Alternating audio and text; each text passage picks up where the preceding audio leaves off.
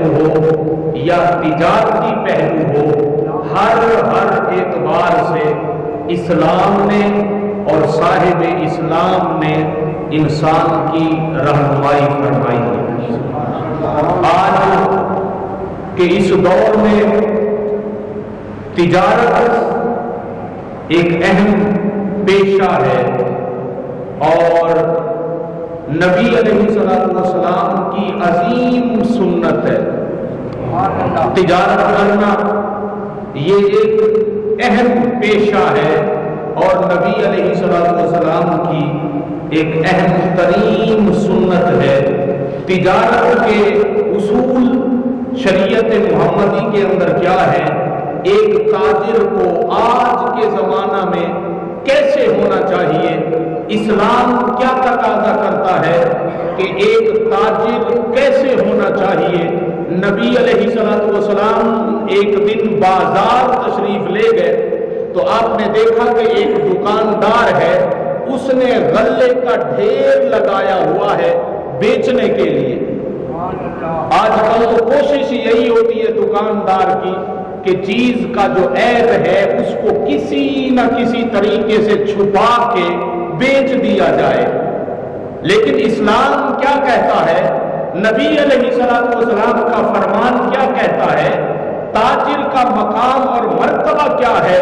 نبی علیہ السلام نے فرمایا التاجر الصدوق الامین مع النبیین والصدیقین والشہداء۔ فرمایا میری امت کا وہ تاجر جو سچائی کا دامن اپناتا ہے، میری امت کا وہ تاجر جو امین ہے، کل قیامت کے دن وہ تاجر نبیوں کے ساتھ ہوگا، صدیقین کے ساتھ ہوگا اور شہداء کے ساتھ۔ ایک اور حدیث پاک کے اندر آتا ہے، نبی علیہ السلام نے فرمایا کہ قیامت کے دن میدان قیامت میں اللہ کے عرش کے سائے کے علاوہ کوئی سایہ نہیں ہوگا، اور اس اللہ کے عرش کے سائے میں 7 بندے ہوں گے، ان 7 بندوں میں سے ایک وہ ہوگا جو ایمانداری سے تجارت کرتا ہے۔ ایمانداری سے جو تجارت کرتا ہے، کل قیامت کے دن اللہ اس کو اپنے عرش کے سائے کے اندر جگہ عطا فرمائے۔ تو نبی علیہ السلام بازار گئے، آپ نے دیکھا کہ ایک دکاندار ہے، اس نے غلے کا ڈھیر لگایا ہوا ہے۔ نبی علیہ السلام قریب گئے اور اس غلے کے ڈھیر کے اندر حضور نے ہاتھ ڈالا تو ہاتھ کی مبارک انگلیوں پہ تری محسوس ہوئی۔ کیا محسوس ہوئی؟ تری محسوس ہوئی۔ نبی نے ہاتھ نکال کے اس دکاندار کو مخاطب کر کے کہا، فرمایا یہ کیا ہے؟ اس نے عرض کی یا رسول اللہ، رات کو بارش ہو گئی تھی تو بارش کی وجہ سے میرا غلہ بھیگ گیا تھا۔ میرے نبی علیہ السلام نے فرمایا کہ اگر غلہ بھیگ گیا تھا تو اس کو ڈھیری کے درمیان میں نہیں بلکہ تجھے ڈھیری کے اوپر ڈالنا چاہیے تھا، تاکہ لینے والے کو پتہ چلتا کہ یہ کتنا نمی والا ہے یا کتنا خشک ہے۔ پھر میرے نبی نے اس دکاندار کی طرف دیکھ کے فرمایا سن لے، جو ملاوٹ کرنے والا ہے وہ مجھ سے نہیں ہے، جو ملاوٹ کرنے والا ہے وہ مجھ سے نہیں ہے۔ حضرت سری سکتی رحمت اللہ علیہ یہ بہت بڑے ولی کامل گزرے ہیں۔ حضرت سری سکتی رحمت اللہ علیہ یہ اتنے بڑے ولی ہیں کہ حضرت سیدنا جنید بغدادی رحمت اللہ علیہ ان کے خلیفہ ہیں۔ اب آپ خود اندازہ لگائیں کہ حضرت سری سکتی رحمت اللہ علیہ کا ولایت کے اندر کیا مقام اور مرتبہ ہے۔ آپ بہت بڑے تاجر تھے اور آپ نے اللہ سے وعدہ کیا ہوا تھا کہ میں جو چیز بھی بیچوں گا 3 دینار سے بڑھ کے نفع نہیں لوں گا۔ 3 دینار سے بڑھ کے نفع نہیں لوں گا، یعنی جو چیز خریدوں گا اس کی اصل قیمت کے اندر منافع صرف 3 دینار لوں گا، 3 دینار سے زیادہ منافع نہیں لوں گا۔ یہ اللہ کے ساتھ وعدہ کیا ہوا تھا۔ ایک دن کرنا ایسا ہوا کہ آپ نے ایک چیز خریدی 60 دینار کی، 60 دینار کی چیز خریدی، اور آپ کا طریقہ یہی تھا کہ آپ 3 دینار نفع رکھ کے اس چیز کو بیچ دیتے۔ تو آپ نے وہ چیز خریدی، دکان پہ رکھی، ایک لینے والا آ گیا، اس نے کہا حضرت یہ چیز میں نے لینی ہے، اس کی قیمت کیا ہے؟ آپ نے فرمایا یہ 63 دینار کی ہے۔ کتنے دینار کی ہے؟ 63 دینار کی۔ جب 63 دینار سنا نا تو خریدنے والا حیران رہ گیا، بیچنے والا نہیں۔ کون؟ بولے نا یار، بیٹھے ہیں۔ خریدنے والا حیران رہ گیا، کہا کتنی قیمت بتائی؟ فرمایا یہ 63 دینار کی ہے۔ 60 دینار میں خریدی اور 63 دینار میں نے بیچنی ہے، 3 دینار نفع۔ تو اس نے کہا جناب شاید آپ کو پتہ نہیں، اس چیز کی قیمت مارکیٹ میں بڑھ گئی۔ یہ جو آپ 63 دینار کی چیز بیچ رہے ہیں، آپ نے 60 دینار میں چیز خریدی تو قیمت بڑھ گئی۔ ایسا ہوتا ہے نا، قیمت بڑھ جاتی ہے۔ ہم ایک چیز لیتے ہیں تو قیمت بڑھ جاتی ہے، تو ہم کیا کرتے ہیں کہ وہ بڑھی ہوئی قیمت کے اعتبار سے ہم چیز بیچتے ہیں اور شکر کرتے ہیں کہ ہمیں زیادہ منافع آ گیا۔ 500 روپے کی چیز خریدی تھی تو اس کی قیمت مارکیٹ میں یکدم بڑھ گئی، 1500 ہو گئی، تو ہمیں 1000 روپے منافع آ گیا۔ اور منافع کسی کو چبھتا تو نہیں ہے، تکلیف بھی نہیں دیتا ہے۔ بھی پہلے جو ہے نا وہ 300 روپے نفع مل رہا تھا، اچانک سے وہ 1000 روپے نفع میں تبدیل ہو گیا۔ تو آپ نے فرمایا بابا میں نے یہ چیز 60 دینار میں خریدی اور میں نے اللہ سے وعدہ کیا ہوا ہے کہ میں 3 دینار نفع رکھ کے چیز کو بیچوں گا۔ تو خریدنے والے نے کہا بابا جی یہ چیز 90 دینار کی مل رہی ہے، اس کی قیمت مارکیٹ میں بڑھ گئی۔ آپ نے فرمایا چاہے 90 دینار ہے یا 100 دینار ہو گئی، لیکن میں نے 63 دینار کی یہ بیچنی ہے۔ کیوں؟ کہا میں نے اللہ سے وعدہ کیا ہوا ہے کہ میں 3 دینار سے زیادہ نفع نہیں لوں گا۔ خریدنے والا بھی وقت کا ولی تھا، اس نے کہا اچھا اس چیز کی مجھے ضرورت تو تھی لیکن میں آپ سے خرید نہیں سکتا۔ کہا آپ کیوں نہیں خرید سکتے؟ کہا میں نے بھی اللہ سے وعدہ کیا ہوا ہے کہ یا اللہ جب تک زندہ رہوں گا تیری مخلوق میں سے کسی کے ساتھ دھوکہ نہیں کروں گا، کسی کے ساتھ دھوکہ نہیں کروں گا۔ تو کہا میری قسم کا تقاضا یہ ہے کہ اگر میں 90 والی چیز 63 میں لے لیتا ہوں تو یہ دھوکہ ہو جائے گا، لہذا اگر تم نے اللہ سے وعدہ کیا ہوا ہے کہ میں 3 دینار سے بڑھ کے نفع نہیں لوں گا، تو میں نے بھی اللہ سے وعدہ کیا ہوا ہے کہ میں بھی اللہ کے کسی بندے کو دھوکہ نہیں دوں گا، اللہ کے کسی بندے کو دھوکہ نہیں دوں گا۔ امام اعظم ابو حنیفہ رحمۃ اللہ علیہ کپڑے کا کاروبار کرتے تھے، تعلیم و تعلم بھی تھا۔